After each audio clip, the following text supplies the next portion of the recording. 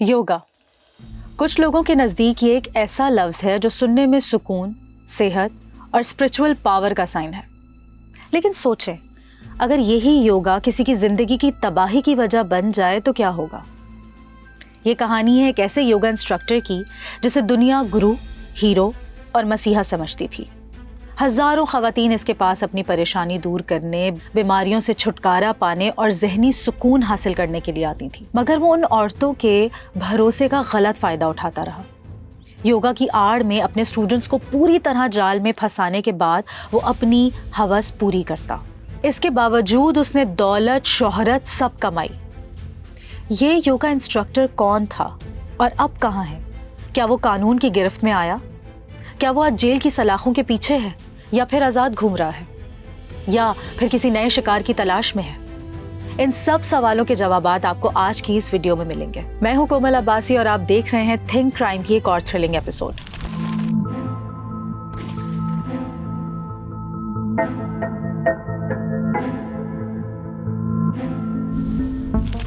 ये कहानी शुरू होती है 2003 से, जब योगा दुनिया भर में मशहूर हो रहा था। योगा इसलिए किया जाता है ताकि इंसान का जिस्म और दिमाग दोनों सेहतमंद रहें।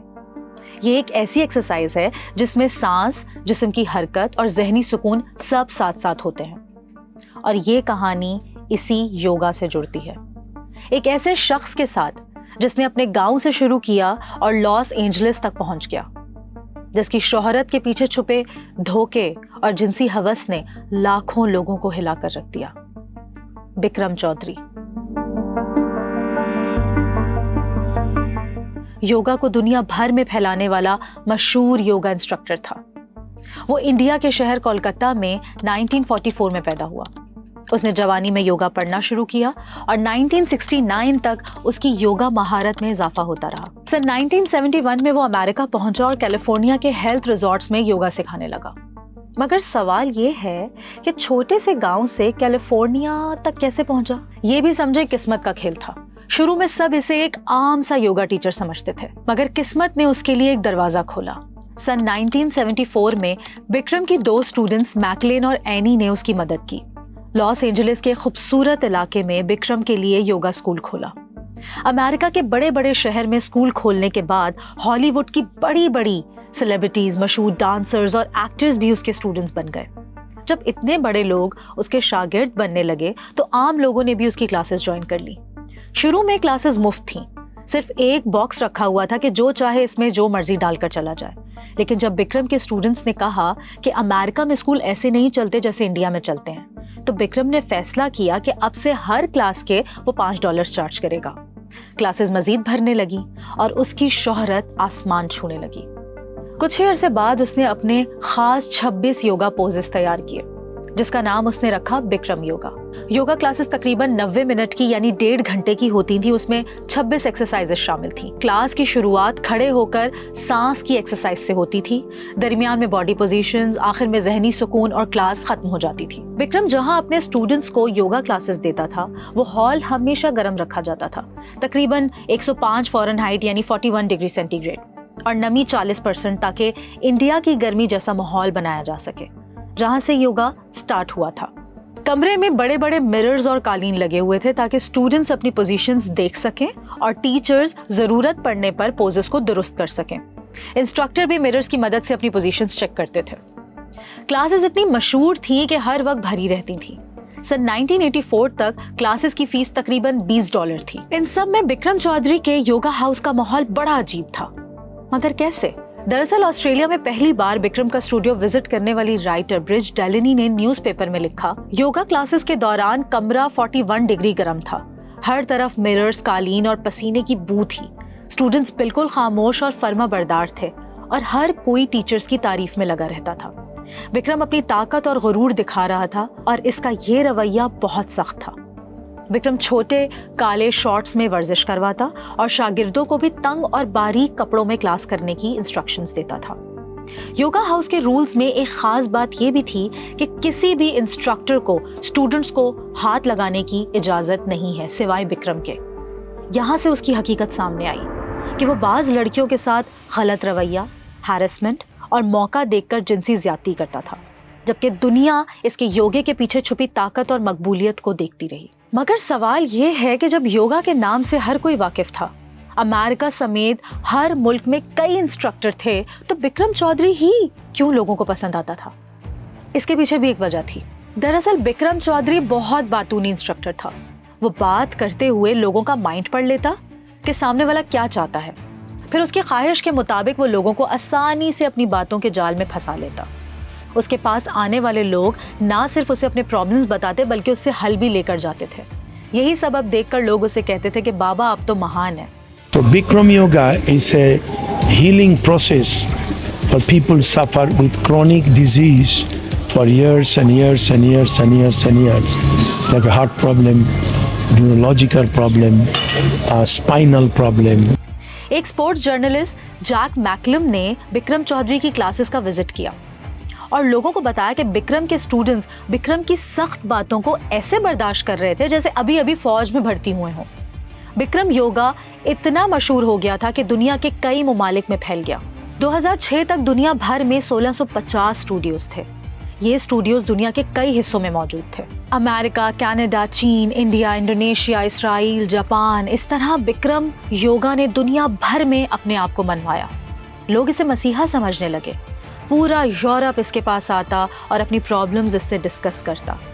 ये अपनी बातों और अपनी फेक एक्टिविटी से लोगों को इंस्पायर कर लेता। Like a diabetes, thyroid problem, emotional problem, any kind of chronic disease when people has, they tried everything in their life and medical science give up and they end up with me and I cured them. मगर जब दूसरे yoga instructors ने देखा कि बिक्रम के सामने उनकी दुकान नहीं चलेगी तो उन्होंने बिक्रम की एक्सरसाइजेस कॉपी करना शुरू कर दी और अपने स्टूडियोज के नाम बिक्रम योगा के नाम पर रखने लगे। जब बिक्रम ने देखा कि उसके बिजनेस को खतरा है तो 2011 में उसने दावा किया कि बिक्रम योगा के पोजेस उसकी ओनरशिप में है और कोई उन्हें बगैर इजाजत कॉपी नहीं कर सकता। इसने योगा टीचर्स के खिलाफ कोर्ट में मुकदमा भी दायर किया, मगर कोर्ट ने उसके दावे को रिजेक्ट कर दिया और अदालत ने कहा कि सब स्टूडियोज आज़ाद हैं कि वो लोगों को एक्सरसाइजेस सिखाएं। एक्सरसाइजेस किसी की मलकियत नहीं है। बिक्रम चौधरी ने योगा के नाम पर ऐसी सल्तनत खड़ी की है जो बाद में क्राइम और स्कैंडल्स के अंधेरों में डूब गई। और यही वो लम्हा था जहां बिक्रम का डाउनफॉल स्टार्ट हुआ।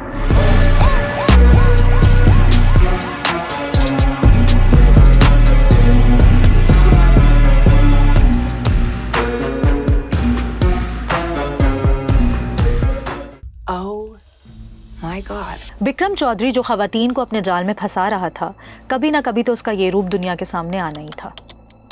27 फरवरी 2015 को एक बड़ी खबर न्यूज चैनल पर चलना शुरू हुई। Founder of the very popular Bikram Yoga empire facing trouble over allegations of sexual harassment. Yoga master Bikram पर जिनसी ज्यादती के इल्जामात लगे। ये इल्जामात पहली बार नहीं थे। बिक्रम चौधरी पर इल्जामात लगते रहते थे, मगर बिक्रम चौधरी बहुत चालाकी से उन इल्जामात को टैकल करता रहा। स्टूडेंट्स को डरा धमका कर, इमोशनल ब्लैकमेल करके खामोश करवा देता। मगर इस बार 6 खवातीन ने कोर्ट में मुकदमा दर्ज करवाए। न्यूज वेबसाइट्स के मुताबिक 2 विक्टिम्स के नाम सामने आए। एक का नाम जिन लॉलर और दूसरी लड़की का नाम सारा बून था, जिन्होंने हिम्मत करके बिक्रम के खिलाफ कार्रवाई की और उसका भयानक चेहरा बेनकाब किया। पहले आपको जिन लॉलर की कहानी सुनाती हूँ। एक कैनेडियन जिल लॉलर खातून जिसने इल्जाम लगाया कि उसने योगा कोर्स के लिए $10,000 अदा किए, लेकिन इज्जत के बजाय जिल्लत मिली। जिल नामी खातून के मुताबिक उसे अक्सर मजबूर किया जाता कि वो दूसरे तुलबा के साथ मिलकर बिक्रम की मसाज करे और कई बार जिनसी ज्यादती का निशाना भी बनाया गया। बिक्रम अपनी हवस को पूरा करने के लिए अजीब बातें कहता। मैं मर रहा हूँ, अगर तुम मेरे साथ फिजिकल ना हुई तो मैं मर जाऊंगा, तुम मेरी जिंदगी बचा रही हो, तुम मेरी मदद कर रही हो। दूसरी लड़की थी सारा बून। अमेरिका के शहर फ्रांसिस्को में एक योगा चैंपियन थी। वो शुरू से ही योगा से बहुत मुतासिर थी क्योंकि योगा ने उसकी जिंदगी बदल दी थी। वो कहती थी कि योगा की मदद से उसने अपनी बीमारियों से निजात पाई और डिप्रेशन पर भी काबू पाया। इस वजह से योगा उसकी जिंदगी का हिस्सा बन गया। जब वो बिक्रम के करीब गई तो उसने एक अलग ही दुनिया देखी। वहाँ एक तरह का कल्चर बना हुआ था। तमाम स्टूडेंट्स बिक्रम को बाबा जैसे मानते थे और कोई भी उसके खिलाफ बोलने की हिम्मत नहीं करता था। सारा का कहना था कि अगर कोई भी बिक्रम के खिलाफ आवाज उठाता तो उसके चेले उसे फौरन योगा कम्युनिटी से बाहर कर देते थे। उसी दौरान बिक्रम ने सारा के साथ भी ज्यादती करने की कोशिश की। वो कहती है कि बिक्रम हमेशा ताकत के जरिए इमोशनल ब्लैकमेल करता और स्टूडेंट्स पर कंट्रोल रखता था। सारा को भी धमकाया गया कि अगर उसने इनकार किया तो वो योगा कम्युनिटी से हमेशा के लिए अलग कर दी जाएगी और उसकी जिंदगी और करियर खत्म हो जाएगा। What are we gonna do about us? Should we make this a relationship? And it was just like, oh my God. लेकिन सारा बोन ने हिम्मत दिखाई। उसने अदालत में मुकदमा दायर किया और कहा, मैं बरसों तक खौफ के साए में रही, लेकिन अब मैं खामोश नहीं रह सकती। सारा का ये कदम बहुत अहम था क्योंकि उसके बाद कई और खवातीन भी सामने आई जो बिक्रम के खिलाफ खुलकर बोलने लगी। I'm happy he's still teaching class. यहाँ बिक्रम चौधरी भी तैयार बैठा था, मगर इस बार बिक्रम का साथ किस्मत ने ना दिया। क्यों, बताती हूँ। बिक्रम चौधरी ने अपना मुकदमा लड़ने के लिए एक लॉयर हायर किया जिसका नाम था मीनाक्षी। बिक्रम चौधरी की लॉयर मीनाक्षी ने पहले तमाम इल्जामात को झूठा करार दिया। उसने अदालत में कहा ये इल्जामात योगा कम्युनिटी को बदनाम करने की कोशिश हैं और बिक्रम योगा के दुश्मन इस योगा एक्सरसाइजेस को बंद करवाना चाहते हैं।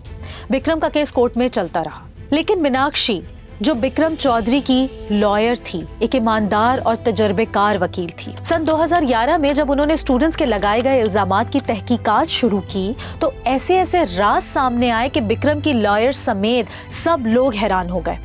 और फिर बिक्रम की लॉयर ने बिक्रम से कहा कि तुम पर जुर्म साबित हो रहे हैं और जब तक मैं तुम्हें सजा नहीं दिलवाऊंगी तब तक मैं भी सुकून से नहीं बैठूंगी।